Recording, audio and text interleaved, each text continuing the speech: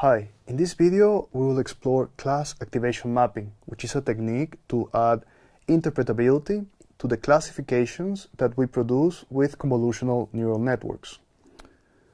So learning goals are to use class activation mapping to interpret the output of classifiers and describe the trade-offs between two of its variants, the original one and something called Grad-CAM.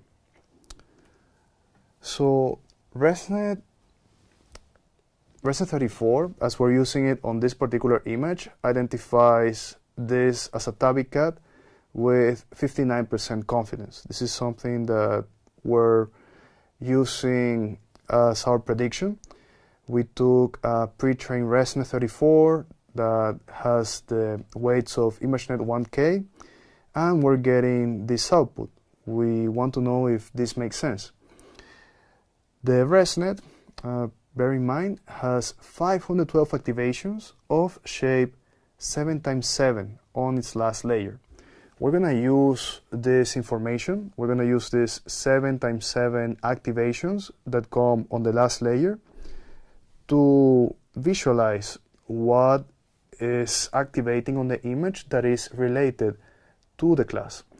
So as you might remember, in the last layer of the fully connected part of the model where we're producing the classification, we're going to have a unit for the class that we're predicting.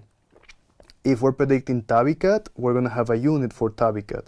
In the illustration for the original paper, they show how you can get the prediction for the class Australian Terrier, and then you have these weights associated to this particular unit, to this particular class, and then you can use the global average pooling, which is just turning every single one of the 512 activations that you have on the ResNet or any number that you might have on any model, each one into a single value.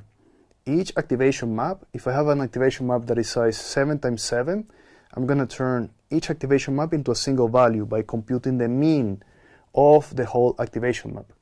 Then we're going to do the product between the global average pooling and the weights associated to the class, and then we're going to use this to assign weight to the different activation maps, and then we're going to add them, and then you get this class activation mapping that is weighted in relation to the class that we care about. So this is something that allows us to see which are the areas of the image that are activating the most in high correlation to the target value. This is something beautiful because we can now see what is the network using to support its decision. And here we see how we can implement this in PyTorch. You see that the key parts are the adaptive average pool 2D, which is going to turn the 512 activations, each one into a single value that represents the mean. And then we're going to be multiplying each channel map by its weight, and then we're going to sum across channels. And then we're going to have like this beautiful activation map.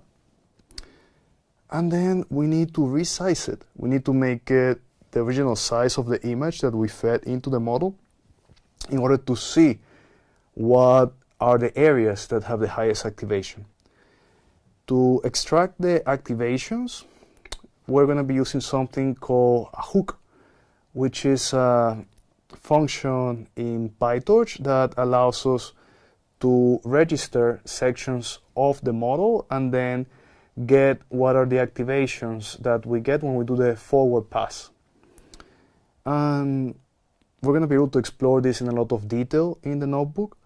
And you're going to see that after we do the Einstein summation to get the matrix multiplication between the weights and what we are extracting as activations, we're going to have this CAM that we are going to overlay. We're going to have the class activation mapping overlaid on the original image to see which are the sections that activate the most in relation to the class. And we see that in the case of our cat, it makes sense. Like this is activating in the face of the cat, so there is some support for the decision that makes sense to us. There is a variant of CAM that is quite interesting. It's called Grad-CAM or guided Grad-CAM when we combine it with guided backpropagation that allows us to see the activations not only on the final layer but on any feature map that we produce with convolutions in the neural network.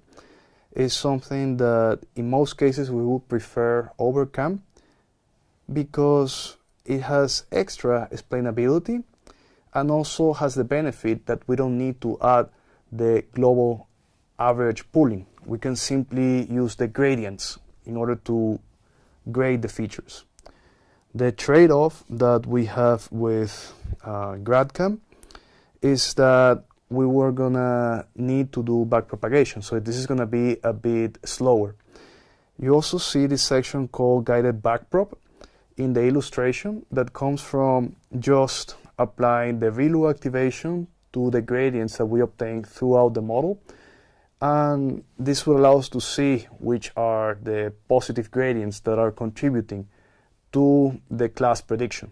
We can combine these two to get this guided Grad-CAM that allows us to interpret the output quite nicely. You see here that in both of the classes that we're predicting here, for both cat and dog, the activations correspond to the sections on the image where we have features that match what will be the prediction of cat or the prediction of dog.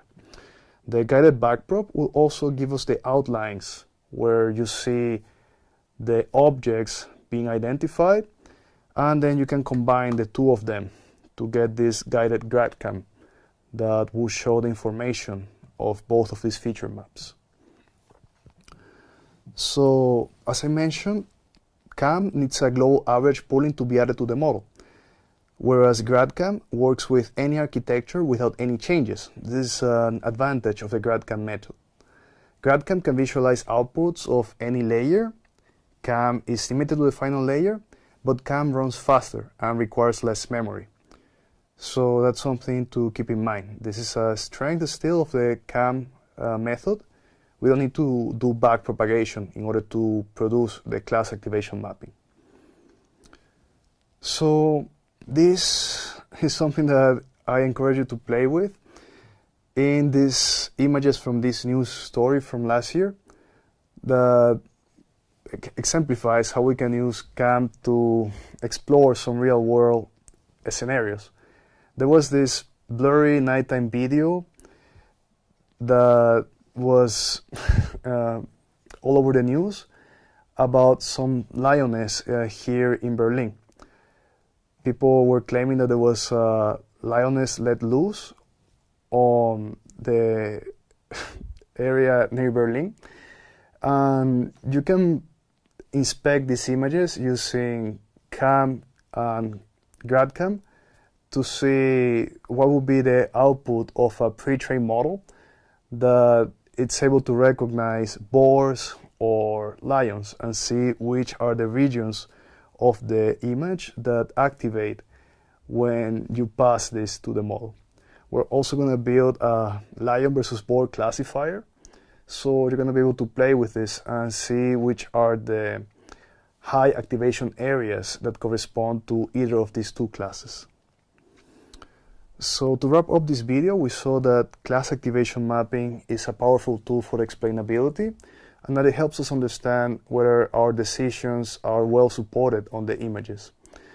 CAM exposes some hidden connections between inputs and decisions that will affect the reliability that we have in our model. In the practical part, you will also see that when you train the model on dirty data, it might be that the areas of the image that have high activation are just things that appear very frequently in your training data in connection to the class. That's something that we need to be very careful with. Grad-CAM allows us to extend the class activation mapping method to any network without changes to the architecture. This is a strong suit of it. And try playing with it. Try seeing how the predictions that we get from Grad-CAM differ slightly from the ones that we get in CAM. Both are very useful. And I want you to also play a bit with the implementation steps from CAM. We saw how we do this. We extracted features with hooks from the final convolutional layers, and then we projected the class weights into the activation maps. This upsampling and overlaying of the heat maps on the input images is what we do to get these final interpretability maps.